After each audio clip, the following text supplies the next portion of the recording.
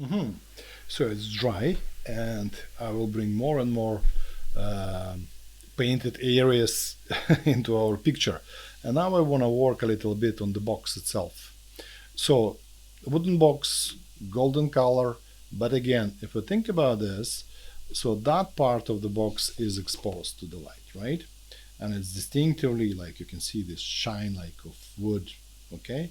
But that on the picture it also brown, but we will make it a little bit colder than that, okay? So first I will mix brownish. Everything that goes for the brown and black and gray, I mix out of orange and uh, phthalo blue. Okay, you can achieve quite big variety of the. You see this? You don't need any umbras. This is it.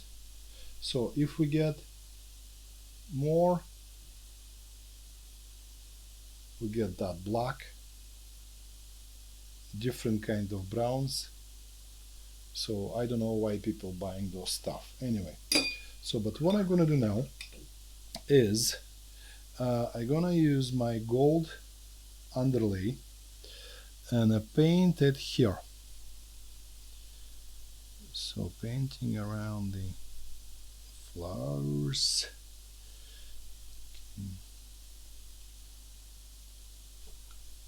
Quinacridone gold.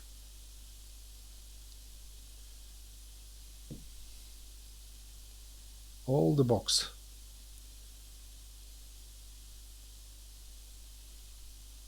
Negative painting for the flowers and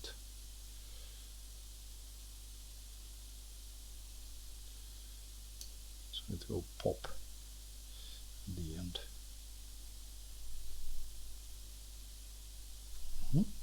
Okay, it will be a little bit noisy now. I will dry it.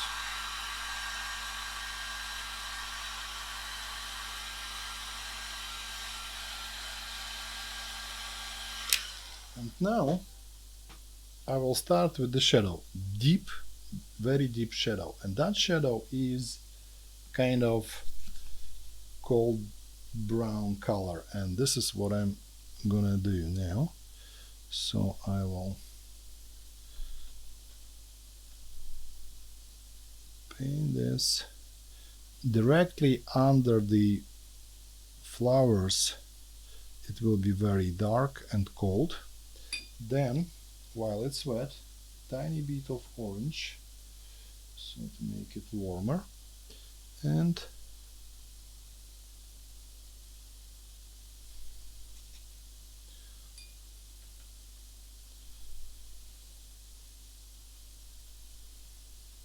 there is a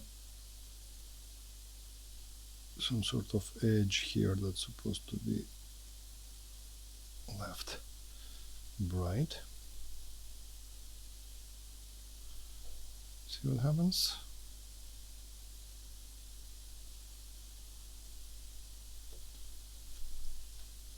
Cold, warm, shadow. Okay.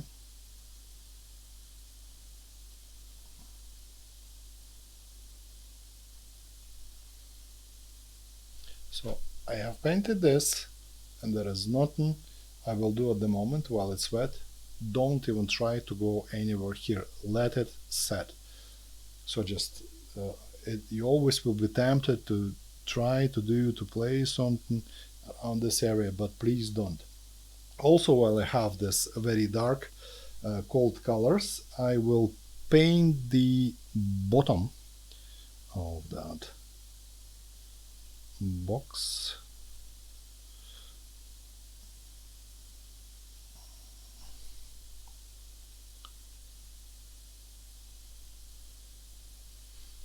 And it gets again slightly warmer shade here. And when it goes to the bike, it also kind of rusty frame.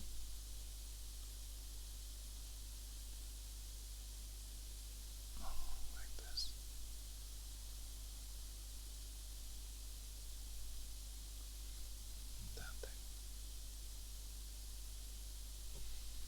Okay. Mm-hmm. Just more details here. And now to the light part. This goes like that. Again, directly under the flowers. It will be colder but less deep shadow here. Also working for negative painting like that. But it has to be colder. Very little, and everything else is more golden orangey color. And we can join this. Whatever details, you can see those letters printed on the box. We will do it at later stage. What happens now with the dry brush, I will always with a dry brush, I will kind of spread it and create this gradient. No water involved. Dry brush like this.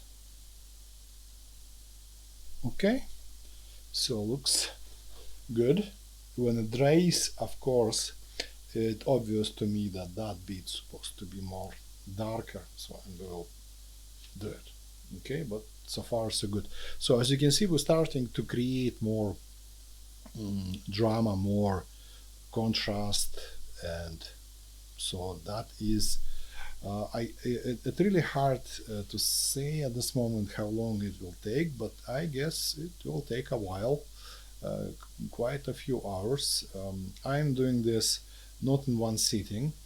It's kind of I'm doing maybe 2-3 hours every morning and filming it, but I don't want to release any more separate videos.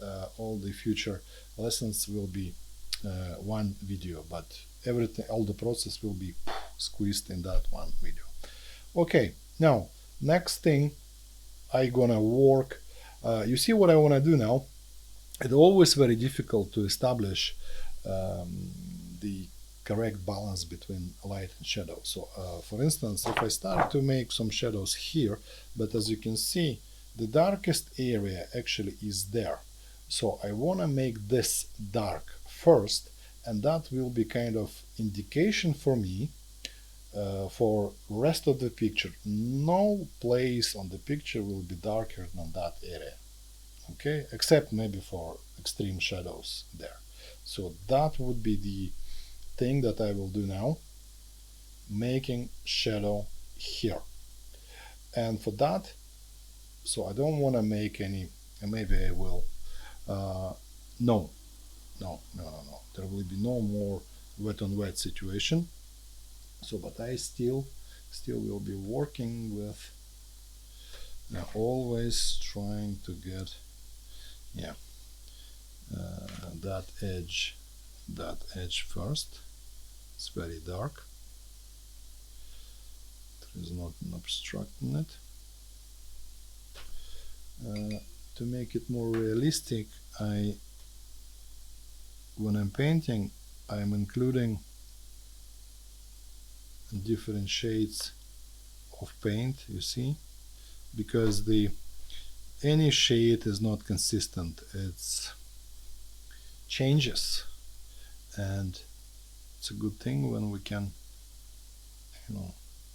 show it. So it's not one flat color, different.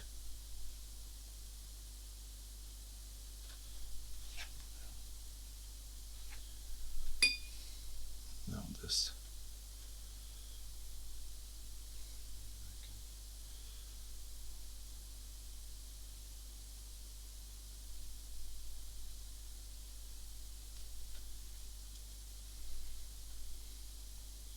There's a bit of timber goes here.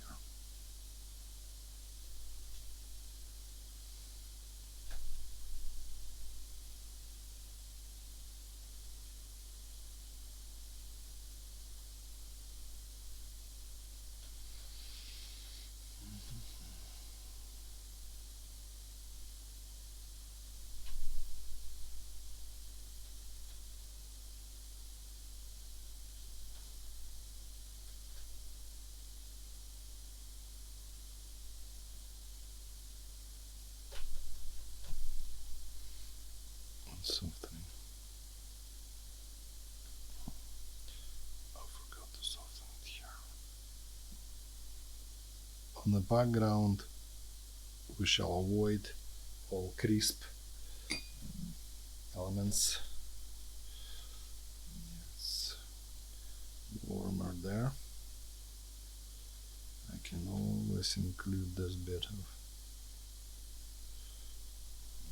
like that.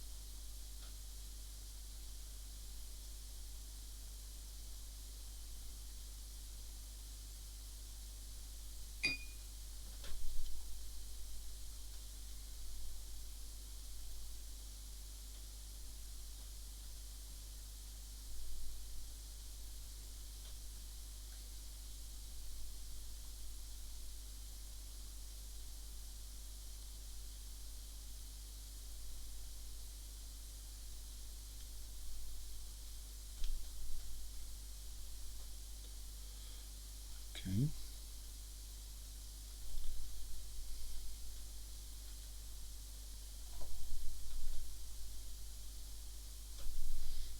Try a little bit.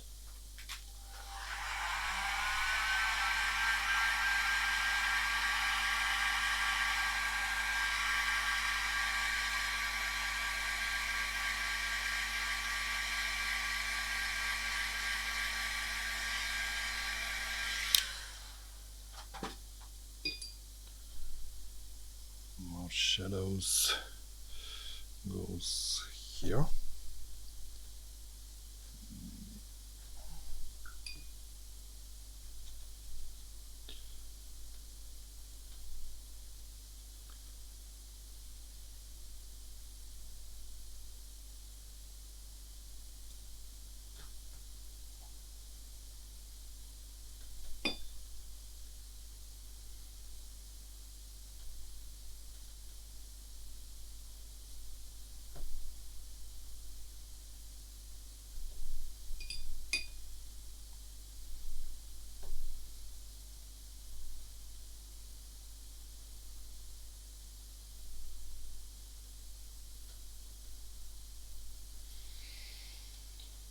Okay.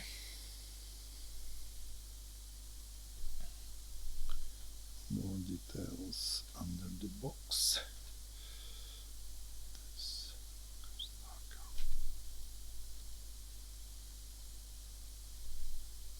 And now it's time to get back to our flower situation here and give it an extra depth.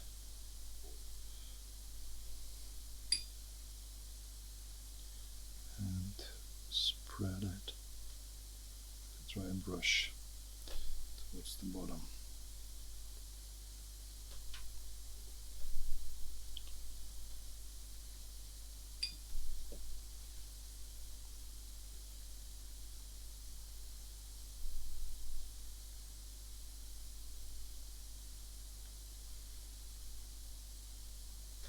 Like that. Okay, it's getting kind of, it's very far even from what I kind of wanted. In this area there is a shadow there, but I would like to make it wet on wet. So just let it work on its own. very soft and blurry. Okay, yeah, that's the thing. So the further away, the fuzzier the everything, the closer it's to viewer, the more detail it's supposed to show.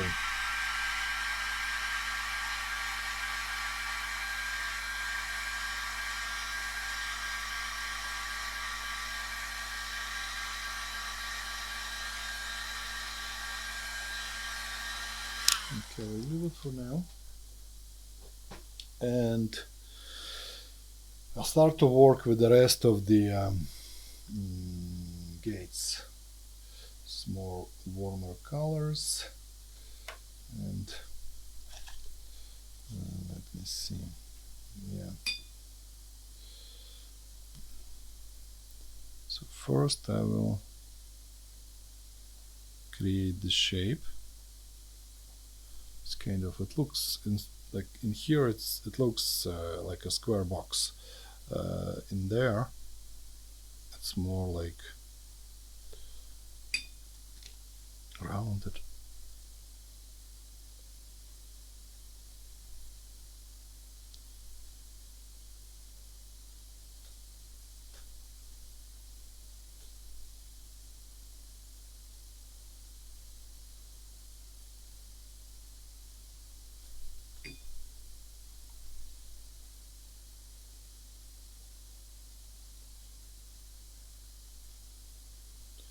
Maybe just apply some water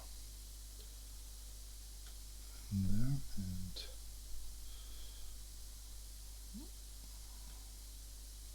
get a little bit colder shadows on the top of it, on the left side.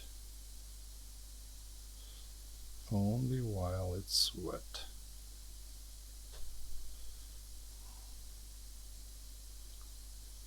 There's some snags here. Just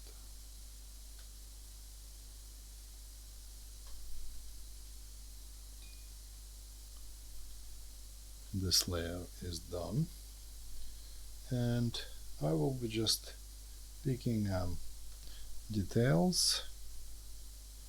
Say I will wet this first.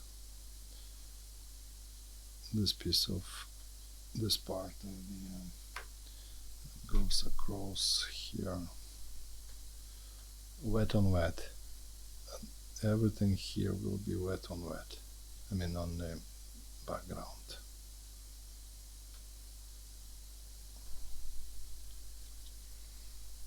Soft edges.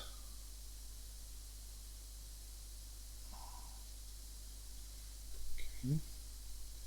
Now this one here.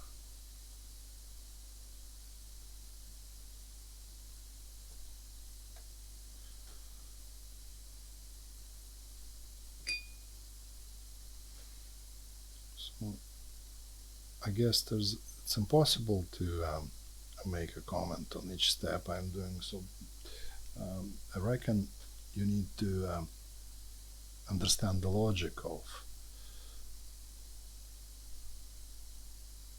my actions.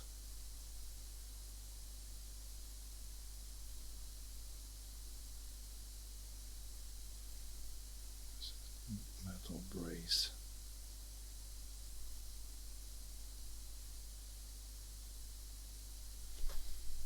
Done. Dry brush. Soft edges.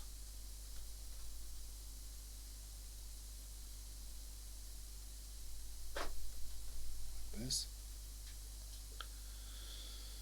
Okay, a little bit more.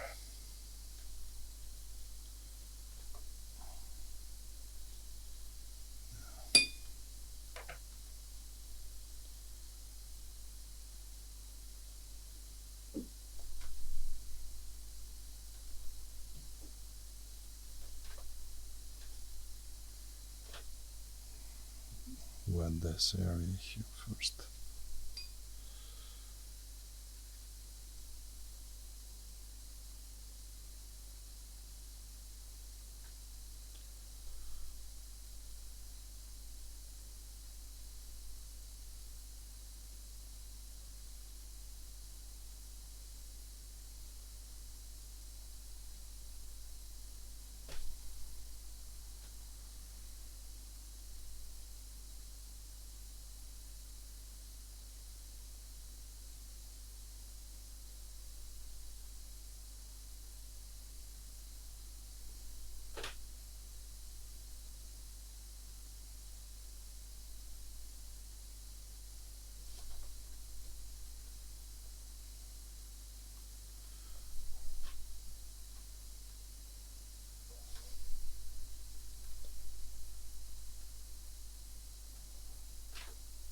there is, as you can see, some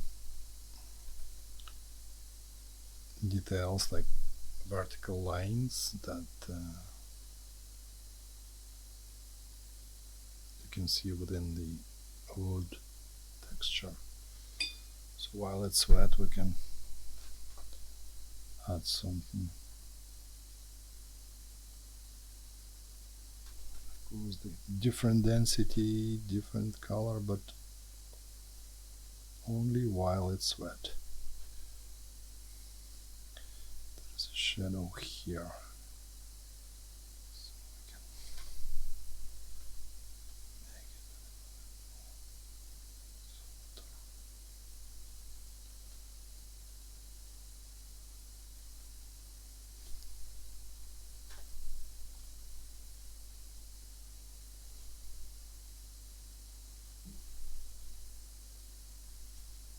Yeah. Because of the, I will try to avoid any wet areas to contact with the one another. I will be jumping from different places. So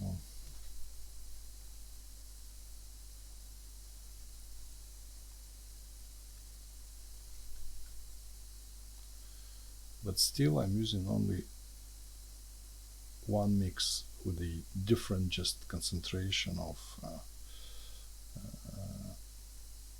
blue or orange, not using any water from the jar. So whatever I have it here, the palette. You remember I said don't be afraid of blotchiness here. It's actually will be a good thing.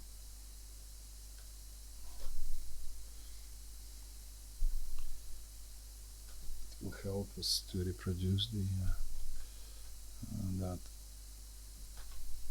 old weird timber effect.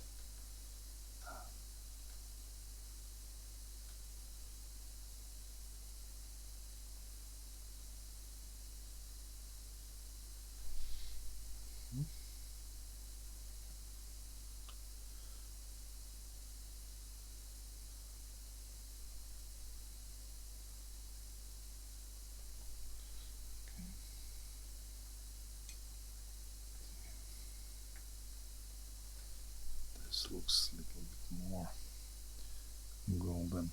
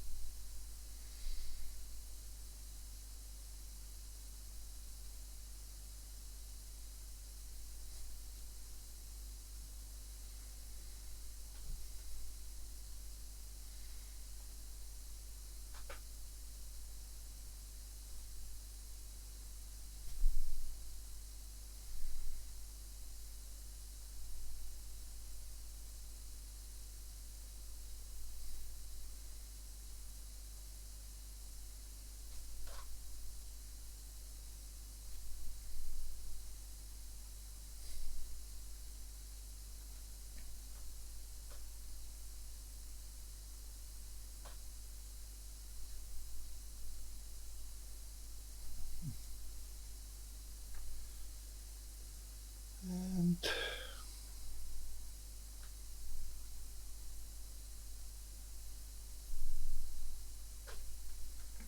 this is the way.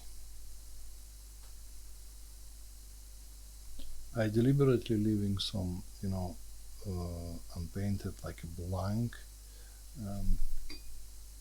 bits, because you see this timber, it has some bleached areas anyway. So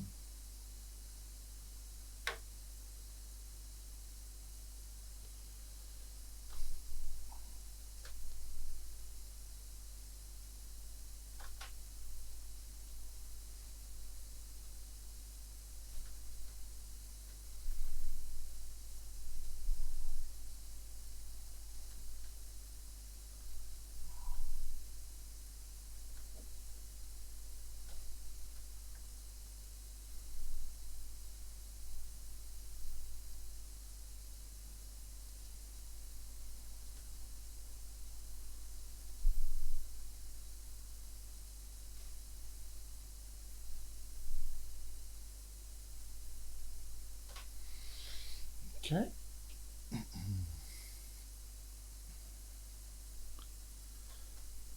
So I'll try to under this plank we have concentration of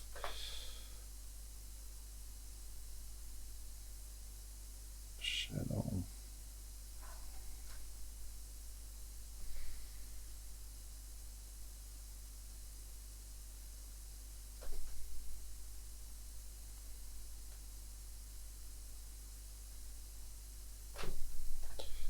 Always forgetting so that this tag is darker than the timber, so there is no point of saving it.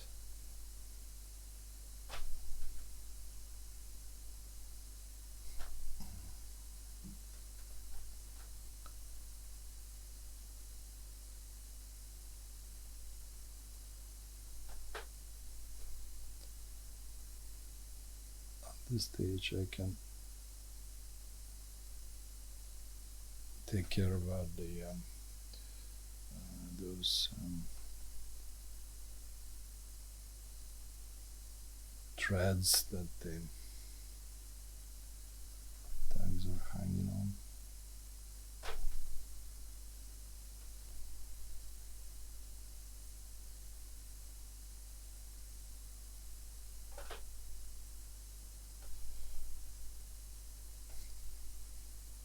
Looks like I'm painting each individual door plank separately. Maybe that's a good idea.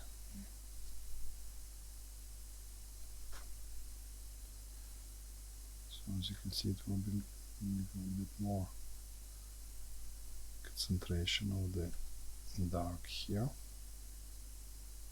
Cold shadow, more golden.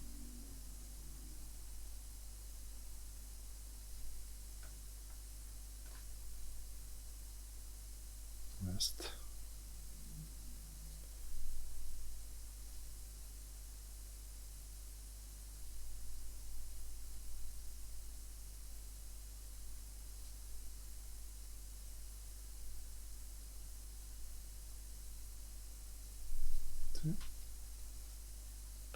So little by little, we're just building this.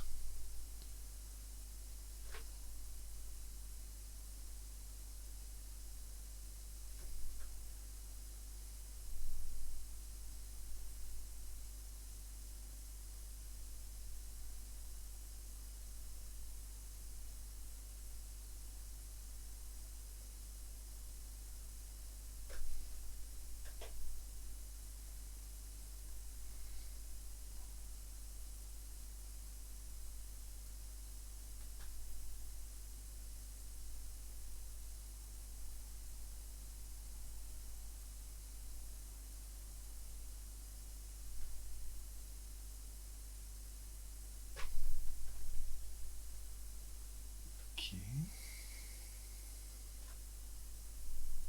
That gets a little bit colder.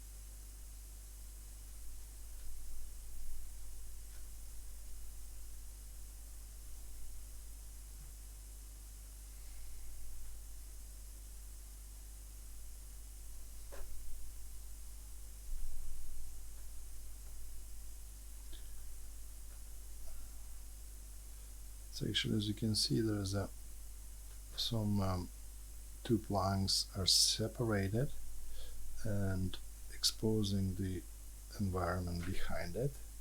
I think always that sort of details are very good. So we can do that. Seems little detail.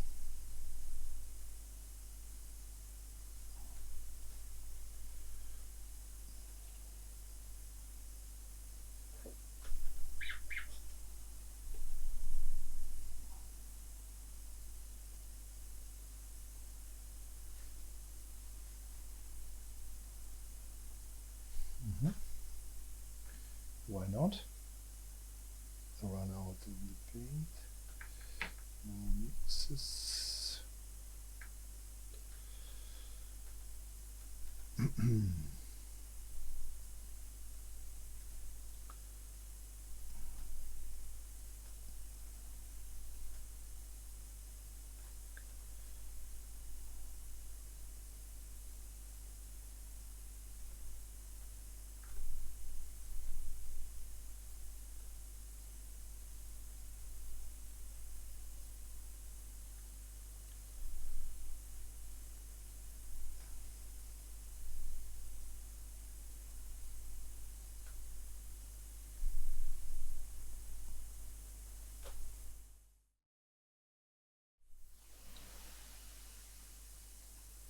So this is dry now, and so I've prepared everything like underlays for the background, for the door. As I said, bicycle with the flowers will be the last thing I'm gonna do, and now I'm gonna develop more details. And if before I have worked wet on wet, now I will be doing like a glazing or maybe layers by layers, and so slowly developing all the texture on the door, on this wall, maybe a little bit on the floor here. But as I said, I don't gonna do it like too much detailed, because after all, our main subject is the bicycle with the flowers. So everything remains the same. I mean, set up my standard palette here. So you all know that this palette is specifically developed. I did it like a long time ago. Unlike the many, not many, all of them. I mean, like manufacturers, they when they combine the sets of the paint, they usually probably think about appearance, but not the contents. It's only marketing, and very often when you get the even like expensive set, you face the thing that some of the paints you will never use. It's kind of, I think, a waste of time. This is why I combined my own set for my school, for my students, and as you can see, I use it all the time. Because I'm very effective. Why I'm saying this? Because from time to time I have brand new of them to offer for sale for beginners. Like, it's very nice kit to start with, because the old paint is professional, but the only difference is here we have like very little amount of paint. When I offer for sale, all these wells are filled up with the paint, about maybe 5-6 milliliters, which equals the small tube of paint. Anyway, let's start. So my timber texture here is consists of warm and cold colors. Obviously, whatever goes in the shadows, it's cold, as you can see it, and everything else, because it catches the light, kind of has a warmer texture. So I'm gonna premix two different mixes. Say here it will be warm, and there I will mix colder composition. But for both of them I will use same combination of orange and phthalo blue. That is my favorite of all time. So, and also when I mix it, I would like to make this paint very, very kind of heavy loaded with the pigment. So it's supposed to be dense. Okay, so you think about it, because it's kind of different situation here. Very little of blue so that it remains some sort of orangey, brownish. All the time I will drop, maybe, no, not at the moment anyway. So, and the second mix will be more in gray, bluish range. Again, intense orange, a little bit more of blue. You see what happens? It gets a little bit darker, and some of the even more blue, so make it something different from that. Yes, like this, more grayish, bluish kind of. And if we try it on a scrap paper, so that is sort of this color, and all the variations of that, maybe something like this. And warm shade will be very different, so that will create my necessary contrast with this. So, and when I will be applying layers, they will not be as wet as before. So, and as you can see, I will be using only material available from my palette. Very rarely, only if I feel something goes wrong. I mean, in terms of a kind of gets covered not the way I wanted, but so maybe I will be using two different brushes because the area is a little bit bigger. So that is my favorite, usually all around brush, which is synthetic. Maybe for that purpose I will be using this one. That is imitation of sable, also very stiff, made by Holbein as well, so I might use this one.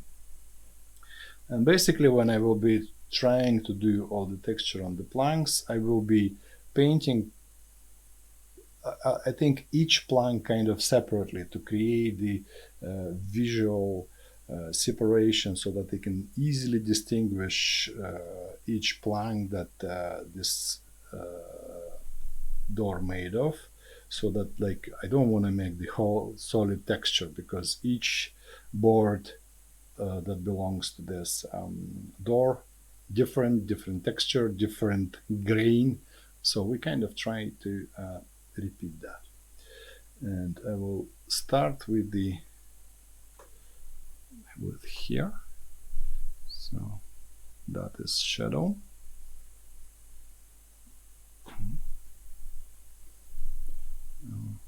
Making it soft.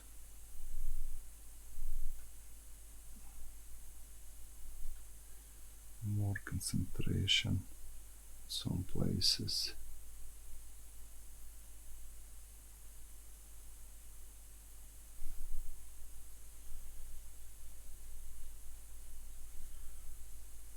So I'm not afraid to include different shades in this. That's the point. Better. And again, when I'm using different strokes, I always try to apply them in a random order, when the different in size and shape and location for them. So basically at this moment I am building up the density for all these things. Timber is old. cracked and very well textured, so the more roughness you bring, the better. This thing here is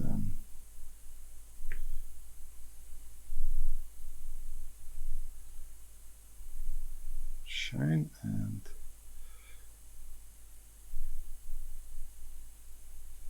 this very dark in here.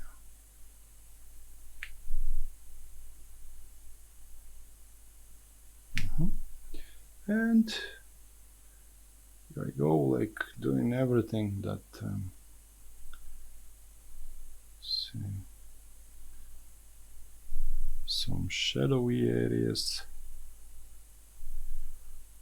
I'm going with this blank, this board. I'm constantly like dabbing my brush against the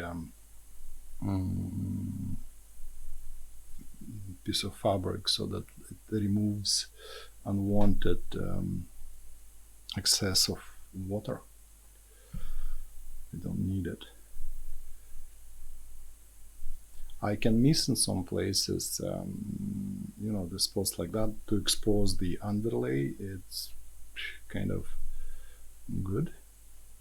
It helps to recreate this rough texture, maybe, you know, these cracks on the timber. So, and when it comes to edge of my flowers, now I'm trying to develop more, you know, details. If previously I've done it like very rough, so now I'm kind of creating more pronounced visible edges for this.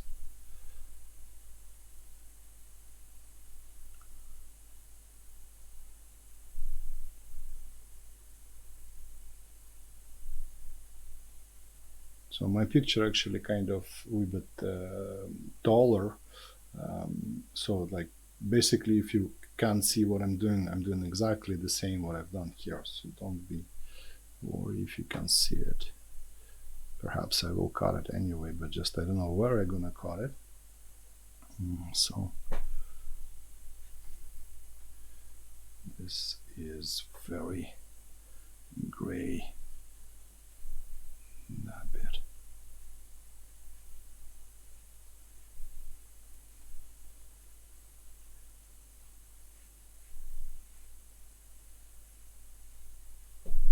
I left this metal bar for the moment because as I think that metal bar and the frame of the bike very, you know, look the same in the color, so I will make them at the same time. So say I did one stroke, vertical stroke with the warm paint, and then I will mix it with the cold paint, and I will continue this way to create the different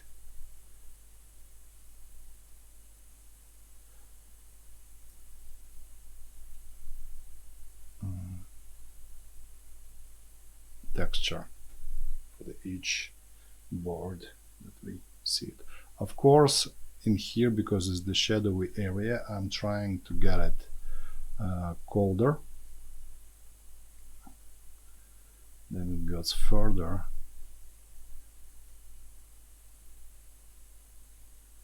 The gap between the planks I will leave blank at the moment. Then we get back to this. I will explain why.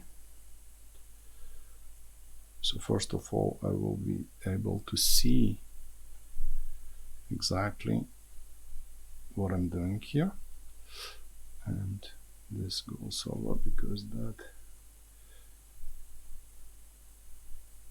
So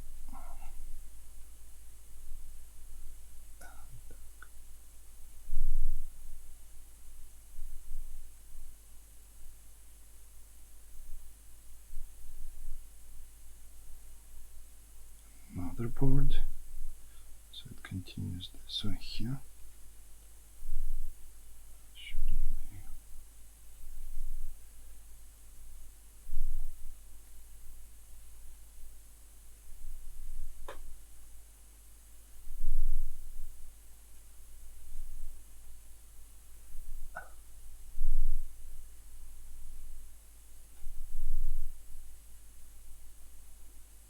So painting around the those little pieces of rope or thread these tags are attached to.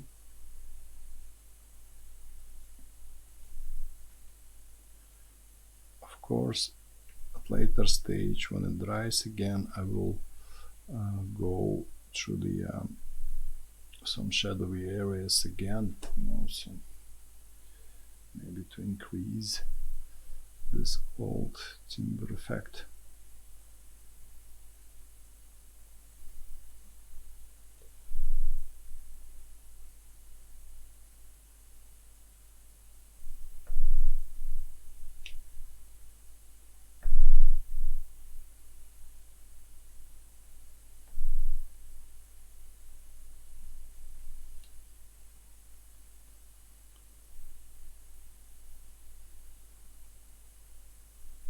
Very important to look after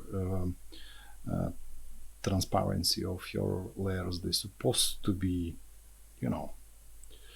transparent. Avoid applying too much kind of condensed layers when it's like obviously too much of the pigment. It doesn't look good anyway. So try to keep your eye on it all the time.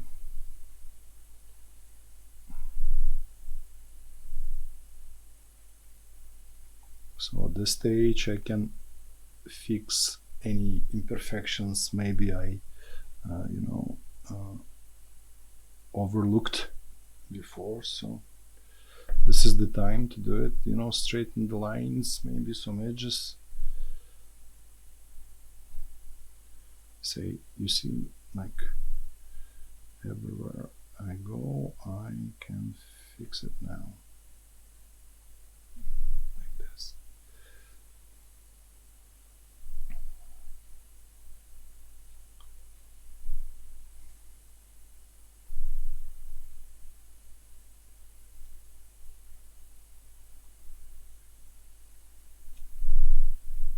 I don't want to kind of create excessive bluish, excessively bluish shades, because kind of playing between warm and cold colors, so they remain not so cold, because I kind of still would like to keep that appearance of maybe faded, vintagey looking picture, So, and that is much darker. As you can see, my brush is practically, like when I do this, it's practically dry. You see it leaves the blank bits. That's actually what I wanted to achieve. So, and also it gives you an idea that your brush is not so wet. That is very important for this. We need to recreate that appearance of the old timber.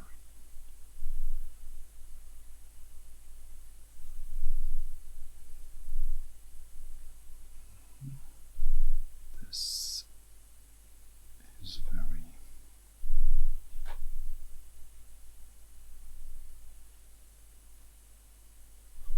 like that.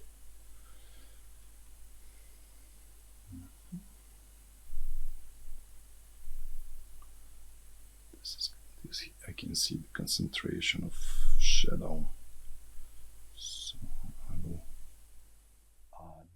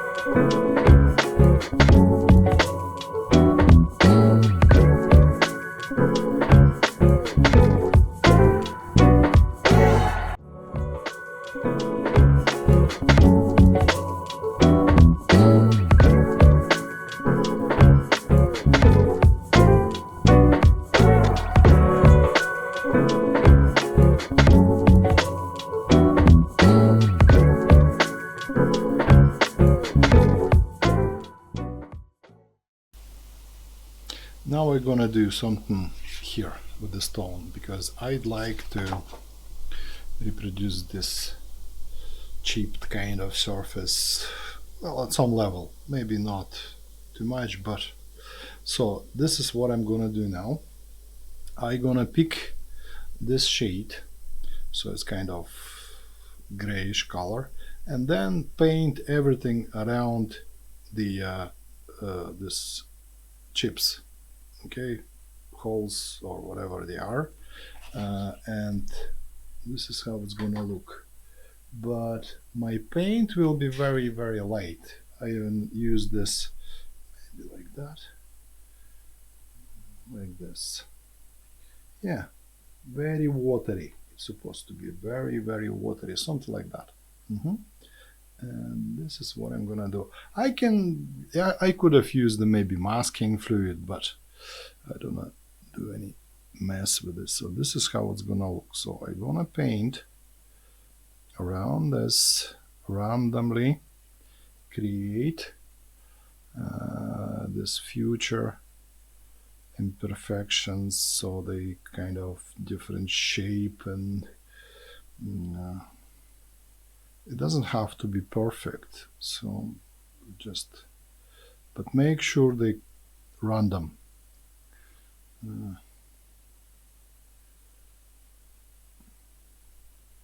So there will be some like that.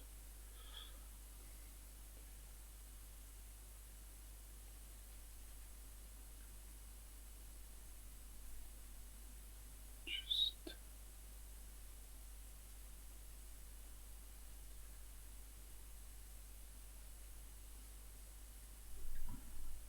maybe we can also try to add different shades as we go.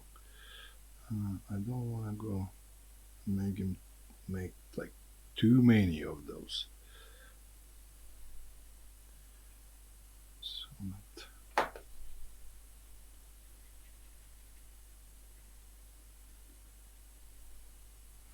then you understand what. So as it goes further down, it changes its color to more warmer. shade, but still again some. And there is, I've noticed, there is a little bit of shadow goes from this flower bunch. Oh, not the flowers, the leaves hanging just right there. Very gentle, nothing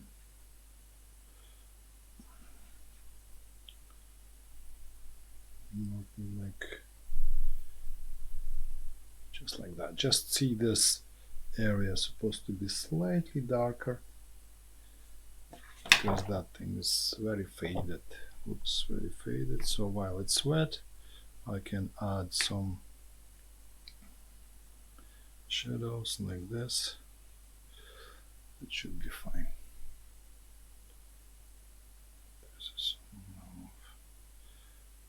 Okay. So while it dries, I will go back to my timber and I will improve a little bit all the textures and maybe shadows. And for this purpose, I will make a little bit more colder and more dense, colder shadows. So I want to try, as always, maybe too much, something like this, and I will go and increase the depth of the shadows.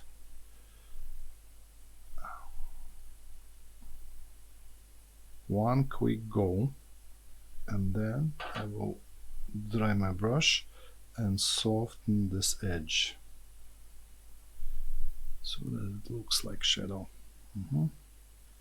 There's a couple of details here, so that is continuation of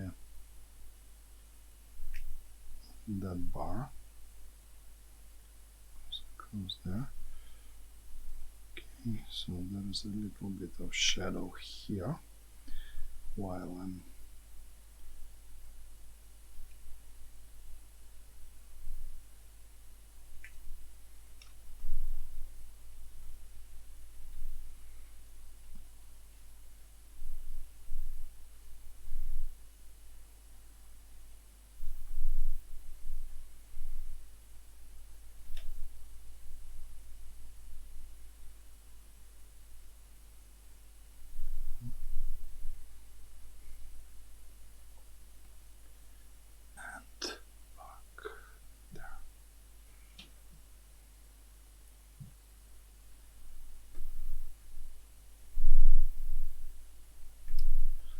not many details, but still.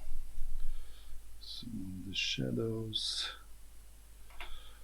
Oh, this one here. Increase a little bit.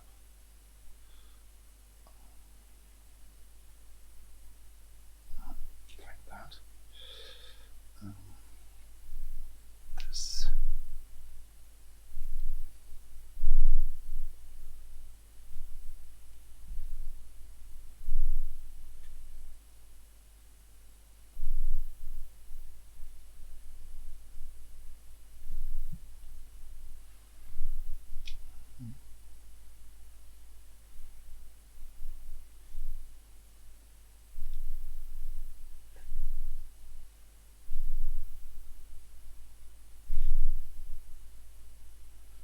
So it gets more contrasty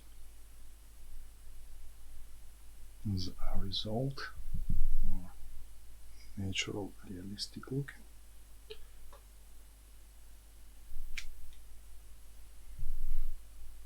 Maybe this is the time to paint this tag that facing us backwards like this.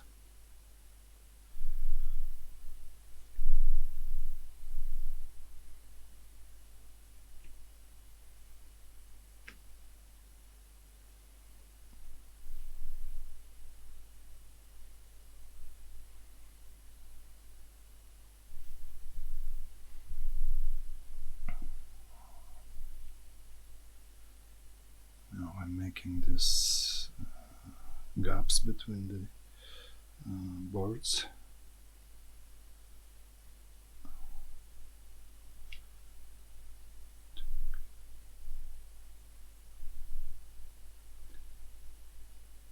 All my lines kind of dashed, so I'm not drawing the one solid line, I'm just one stop, then again this way it looks more lifelike,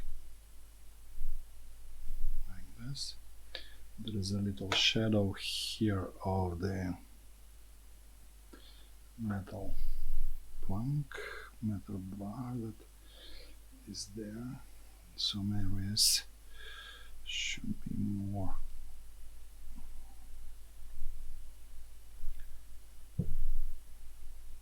detailed. So I can do this.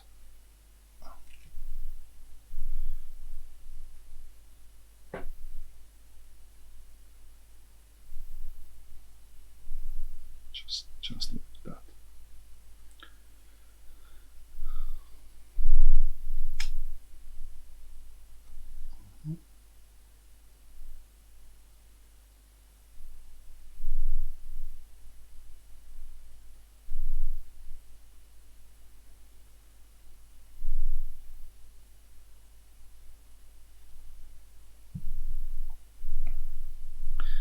Yeah, this is dry now, and that what I wanna do. This is our basically when the light falling this way, that is like a pothole or whatever, and here will be the little shadow, just slightly darker compared to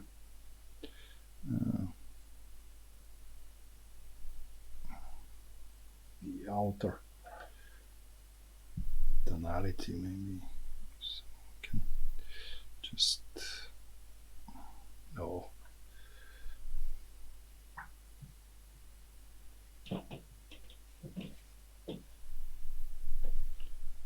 Slightly.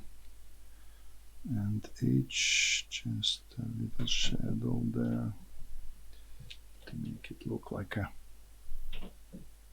tiny chip in the stone. See my point? Yeah. Maybe just a little ones in there, so there's some horizontal lines as well.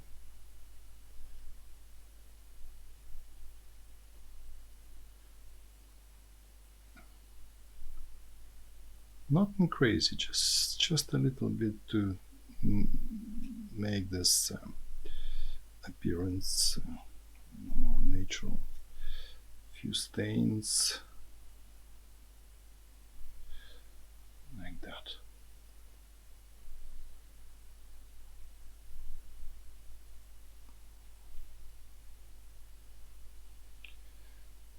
Just like this, just like that. Yep. Okay, I will leave it for a while, and then I will get back to the frame of the bicycle, and I need grayish color. So same again, phthalo blue with orange. To be honest, it's very important what kind of orange you're using. So if you're using kind of hue cheap paint, like it will give you not the gray or brown, it will give you something like greenish, but to make sure you're achieving this result, you need proper paint. Also, since I'm painting at the moment just the whatever is the highlight is very light, in some areas it will be brownish, so very light painting my frame, practically just water, everything that frame related In some places I can add tiny drops of orange to create the like here it's very watery, very watery. Mud guards as well.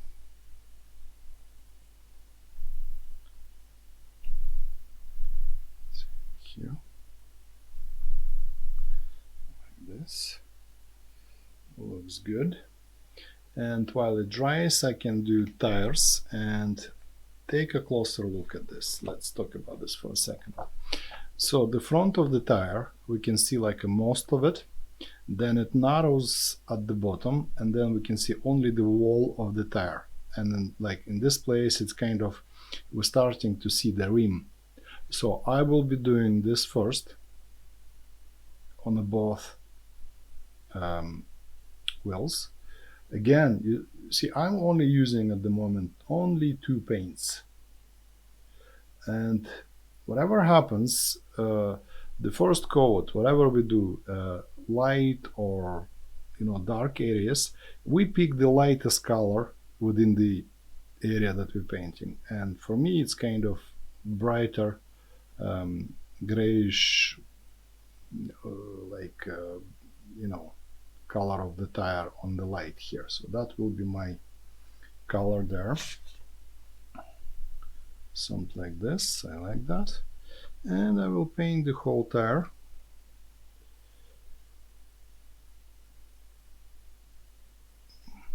This color.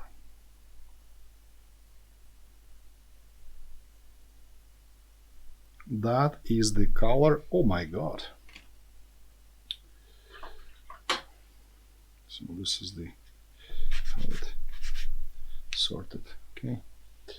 This is the once again the color of the black tire that exposed to light.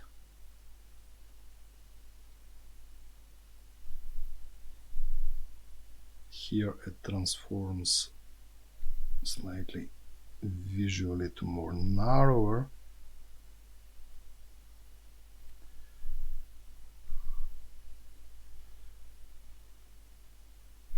Here we can see only wall of the tire.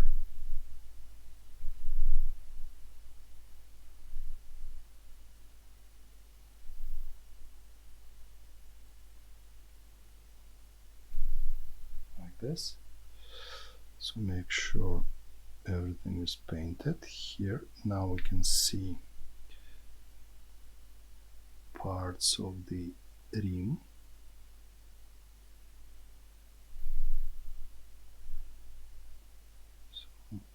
That is initial layer for the front tire. Leave it. Then we go for the back tire, rear tire. Sorry. And painting this. So I have to paint around all the other details of the frame, so it's kind of really fine work. The top of the tire in here has a really distinctive warmer orangey shade, so this is what I'm doing, very light, and that goes here.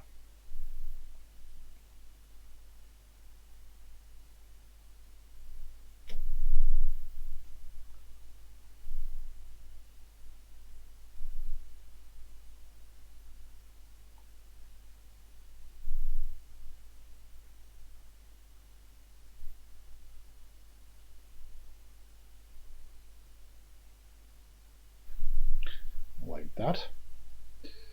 Then now I will be improving whatever situation with the bike, especially with this dark frame parts, and gradually work on the frame. So that part is very dark.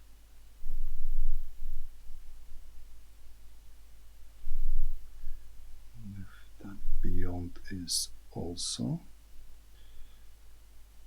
this part of the fork.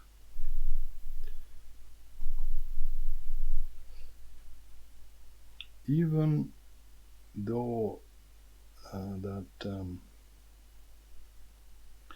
I said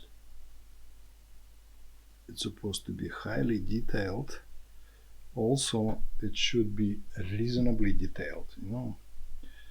So still don't want to go too mad about this. Watercolor as a medium, I think assumes some looseness in the lines, so I guess no tiny details at the moment, just a frame, everything that goes around the frame, you know, dark shadows. Here is my what is it called, rear mudguard. Same here.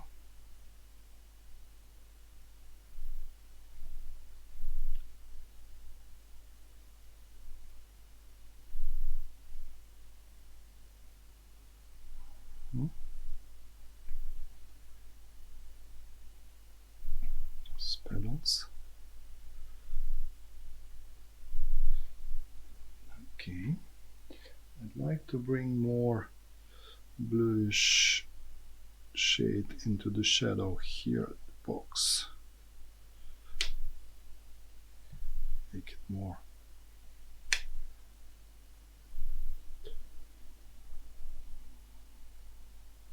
dark.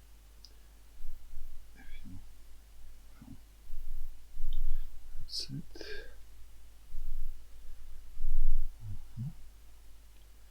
Now I can, so back and forth, just trying to see overall appearance.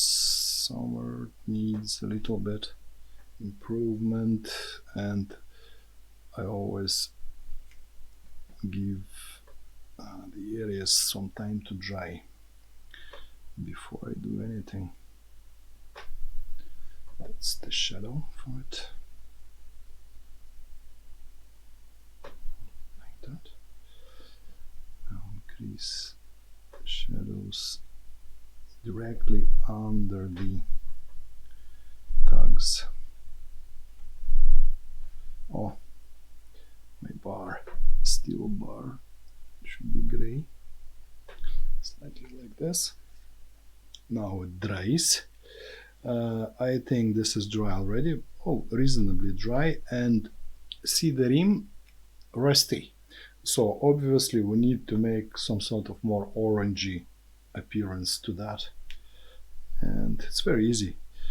As you noticed, at this moment I have used only 2 paints for all of the pictures. That's all, orange and blue. And look what we have achieved at the moment. I think it speaks for itself. But remember always, the quality of the paint is extremely important for this sort of work. It's supposed to be single pigmented paint always, because I have checked it, say, with the Cotman. Cotman is not professional paints. The all colors are hues. It makes, instead of, like, say, cadmium orange, which is supposed to be specific ingredients, they're using like imitation, and when you mix it with the blue, it always will give you green, kind of bad shade, like, you know, not good. Don't like it. Try it multiple times.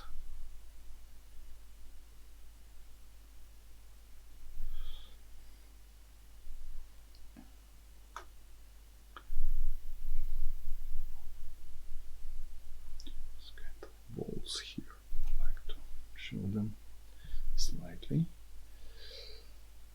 Okay, right. Wall also might improve some darker.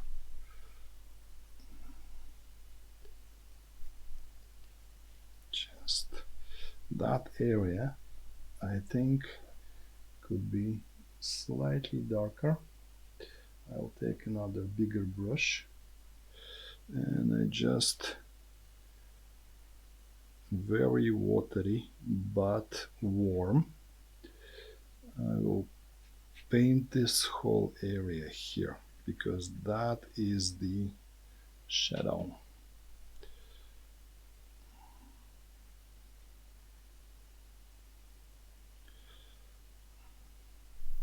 A little bit of blue.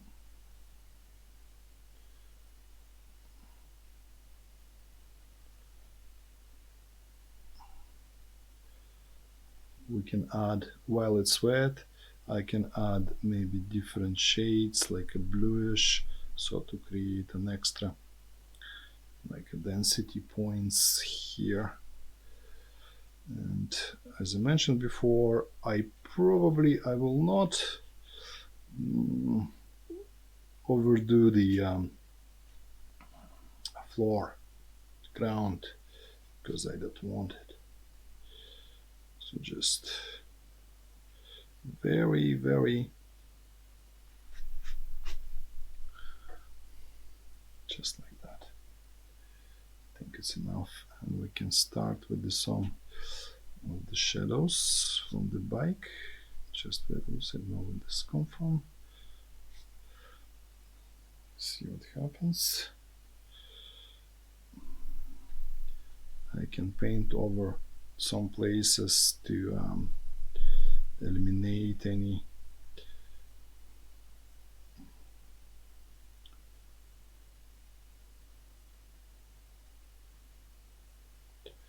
like a blanks.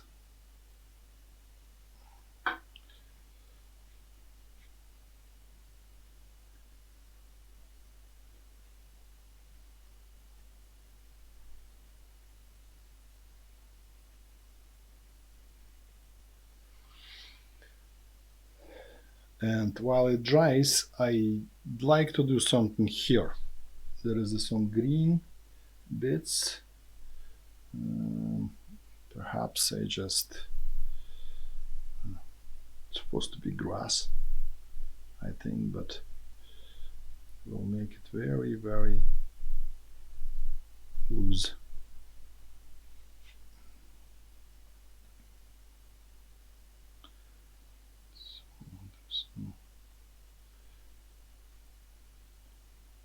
Background supposed to stay blurry. We don't want anything there. So I just move a little bit this thing this way, if you don't mind.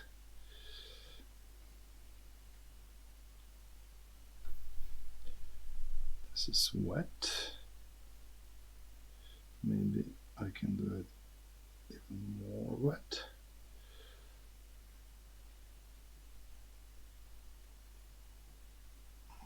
So this part is,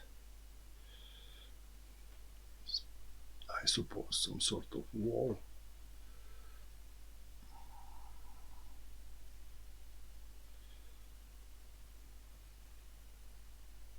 Blurry, like that, and green some elements there.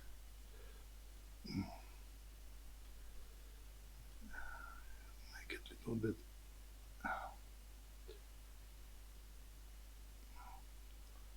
less green. The addition of red.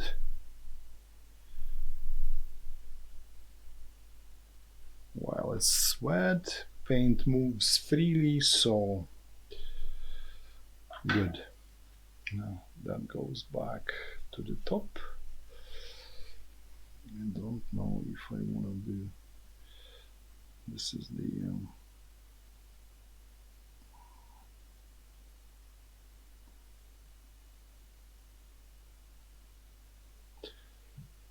slabs. Okay. Closer and closer to our final bit with the flowers. Okay. Now,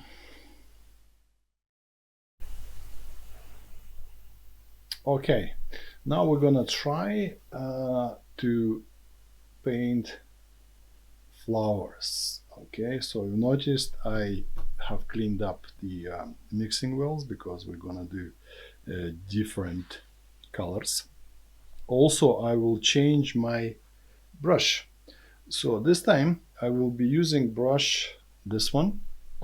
This thing is a calligraphy brush.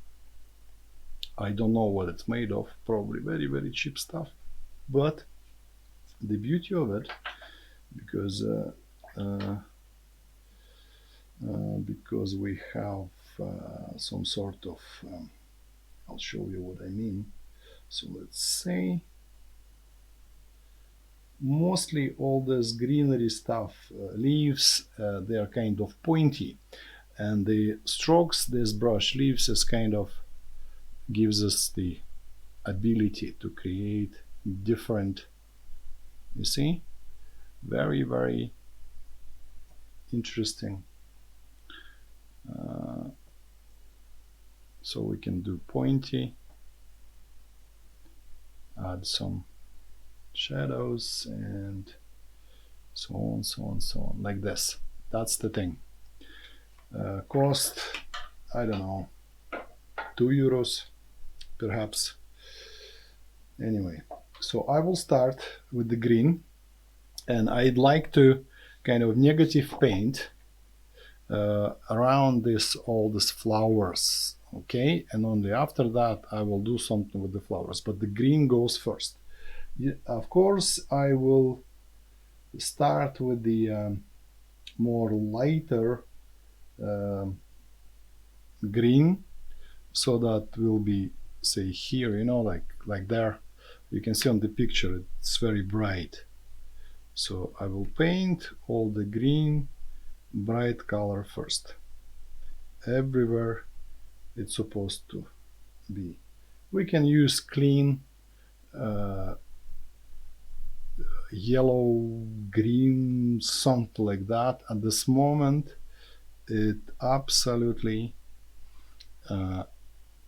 doesn't matter. It just this creates the background for the all this greenery that we're gonna be doing.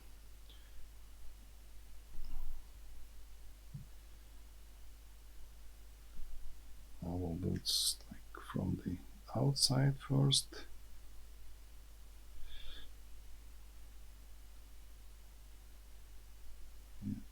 Everywhere that we can spot it, like that.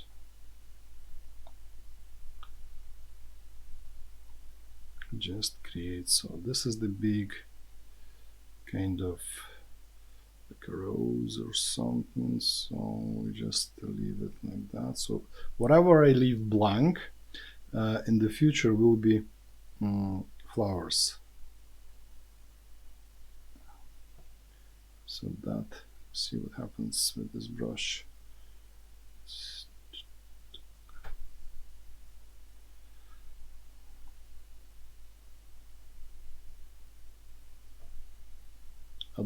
At first it could look very, very confusing, all this stuff, but if you think and try not to jump straight away into like complex areas, do it bit by bit. Study this piece first, do it, and then, you know. So that greenery also changes from warm to cold colors here, because we know it's all, remember, everything that white or paper color is future flowers. Now, so this is it, drying. And you know, here, you remember I said this will be very dark, so I will mix something dark green. To make green dark, I will add red into it. First of all, because it's in the shadow, green will not be so green, it will be less vibrant, like that. You can see it's green, but it's more shifted towards the kind of brownish. At this moment it's wet, but it's okay. Perhaps it will be even better. So, and I will do it like this.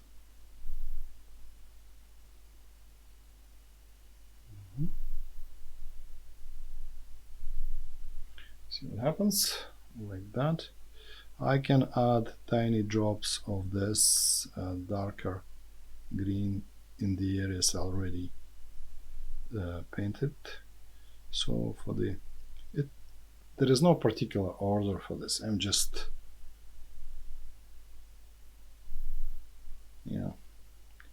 trying to improvise.